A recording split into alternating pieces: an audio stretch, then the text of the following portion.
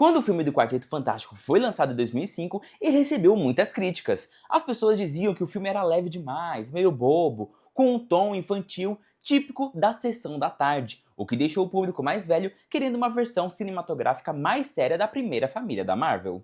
Mas o que pouca gente sabe é que Christopher Columbus, o diretor de Esqueceram de Mim e dos primeiros filmes de Harry Potter, tentou levar esses personagens icônicos para a tela grande ainda nos anos 90. Seria um espetáculo ambicioso e de grande orçamento, que teria se tornado um dos filmes mais caros daquela década. Então, vamos mergulhar nessa história para descobrir por que esse filme nunca aconteceu e dar uma olhada nos planos originais de Quarteto Fantástico. E se você curte o conteúdo do Nerd e quer dar aquela força para o canal continuar crescendo, entre pro Clube Nerd. Por só R$ 3,99 por mês, você ajuda a manter o canal no ar e ainda ganha prioridade nos comentários, agradecimentos aqui no vídeo e emojis exclusivos. Sem fidelidade, é só para apoiar mesmo. Valeu demais quem já faz parte do clube. Tá na hora do pau! Quarteto Fantástico 1994. A primeira tentativa real de fazer um filme do Quarteto Fantástico foi no início dos anos 90.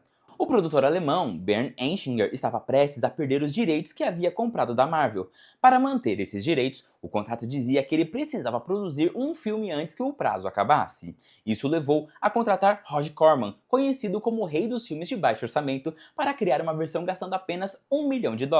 A lógica dele era: a Marvel não disse que eu tinha que fazer um filme grande. O filme foi completado em 1994, mas nunca foi o plano dele realmente ser lançado. Foi produzido apenas para cumprir tabela e garantir que o produtor mantivesse os direitos. O triste é que o elenco e a equipe acreditavam, sem saber de nada, que estavam realmente fazendo um filme para ser lançado no cinema. Depois disso, com os direitos garantidos, Eichinger fechou um acordo com a Fox, que começou a planejar uma adaptação adequada e de grande orçamento em meados dos anos 90. Christopher Columbus! Para dirigir esse novo projeto, a Fox contratou Christopher Columbus, que tinha acabado de dirigir o sucesso Esqueceram de Mim. Columbus disse mais tarde que a razão pela qual ele entrou no cinema foi porque cresceu obcecado pelos quadrinhos da Marvel, o que fazia dele uma escolha ideal para comandar uma adaptação respeitosa do quarteto. Para escrever, ele contratou Michel France, roteirista de filmes de ação famosos como Risco Total e 007. Embora o filme de 2005 tenha aproveitado algumas ideias desse roteiro, a versão de Chris Columbus teria sido muito mais ambiciosa. A trama! Nessa versão, eles teriam eliminado aquele triângulo amoroso chato entre Reed Richards, Sue Storm e o vilão Victor. Em vez de ficar naquela tensão romântica, Reed e Sue já começariam o filme noivos. Além disso, o Dr. Destino, ou Victor Von Doom, seria completamente reimaginado. Ele seria um cientista russo brilhante e perigoso, obcecado em ultrapassar os limites da nanotecnologia. Outra mudança importante seria na relação entre o Coisa e o Senhor Fantástico. Diferente do filme de 2005, onde eles são melhores amigos, aqui o Ben Green e o Reed mal se suportam. O Ben seria um comandante militar durão contratado para pilotar a nave Fênix. Ele detesta receber ordens do Reed e, para piorar, a NASA manda o Ben ficar de olho no irmão de Sue, o Johnny Storm, que aqui é um major da Força Aérea, um piloto de testes convencido e indisciplinado. A história começa quando eles vão para uma estação espacial onde o Victor já está trabalhando. Enquanto o Reed quer usar a ciência para curar doenças, o Victor quer reconfigurar organismos vivos. O Victor sabota a estação para atrair o Ben Green para uma câmera de testes, querendo usá-lo como cobaia. Quando o Reed, o Johnny e a Sue correm para salvar o Ben, todos acabam expostos à tecnologia experimental, o que dá origem aos poderes deles. A estação espacial cai. O Victor é deixado para morrer, mas acaba caindo na câmara de nanotecnologia pouco antes da explosão.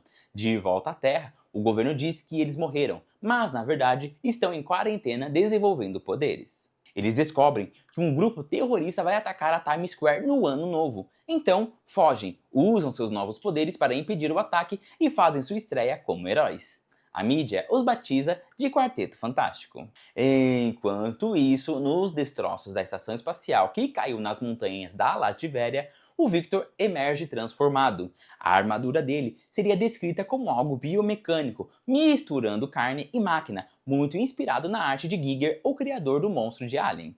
O Victor, agora o Dr. Destino, usa a nanotecnologia para dominar o país e se coroar governante absoluto. Ele constrói um exército de robôs e ameaça a ONU, destruindo o prédio das Nações Unidas para provar o seu poder.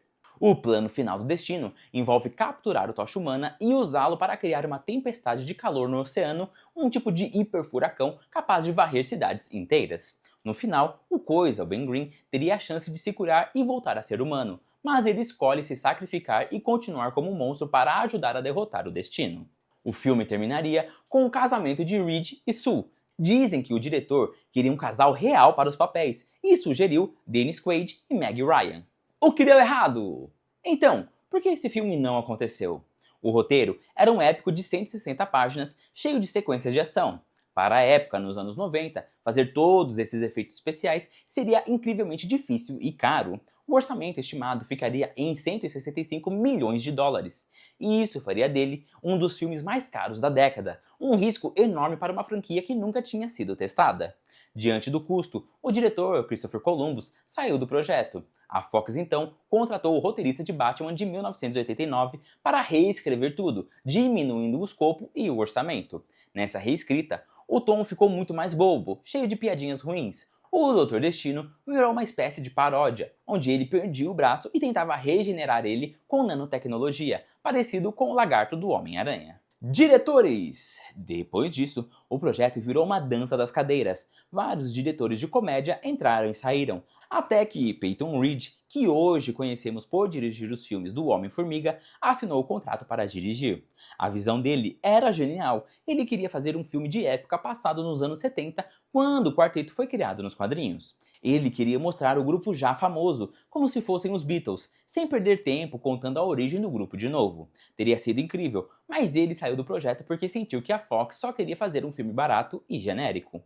Por fim, Tim Story foi contratado e fez o filme que conhecemos. O elenco! Falando em elenco, a versão que finalmente chegou aos cinemas trouxe estrelas como Jessica Alba no papel de Sue Storm e Chris Evans como Tocha Humana, muito antes de ele empunhar o escudo do Capitão América. Mas a história mais fascinante dos bastidores envolve o Robert Downey Jr.